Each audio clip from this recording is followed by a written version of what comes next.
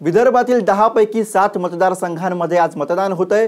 नागपूर, रामटेक, चंद्रपूर, गडचिरोली, भंडारा, गोंदिया, यवतमाळ, वाशिम आणि वर्धा मतदारसंघांमध्ये चोख सुरक्षा व्यवस्था ठेवण्यात आली आहे।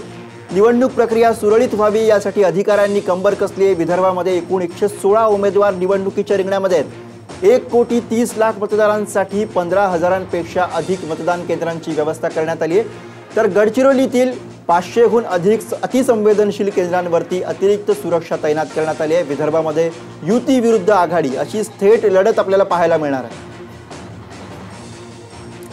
तर विदर्भातील पहिल्या टप्प्याच्या मतदानाचा आढावा घेतला आमचे प्रतिनिधी वैदेही काणेकर यांनी।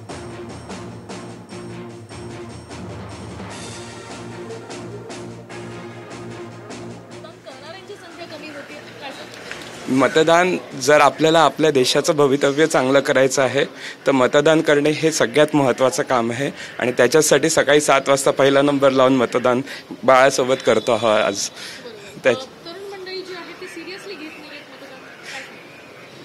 घ्यायला पाहिजे। आपण आपल्या देशासाठी जर इतकंही करू शकत नाही मतदानासाठी, आणि कारण आपलं भविष्य याच्यावर अवलंबून असते। कोण खरा माणूस आपल्या देशासाठी काय करू शकतो हे तरुण पिढी चांगलं जाणू शकते आणि त्यांनी यासाठी तरी 10 मिनिटं काढायला पाहिजे मतदानाचं, असं माझं मत आहे। आणि इन ॲडिशन आय थिंक जर आज मतदान केलं नाही तर कोणत्याही माणसाला, कोणत्याही तरुणाला पुढचे 5 वर्ष कंप्लेंट करण्याचा अधिकार तो गमावतो।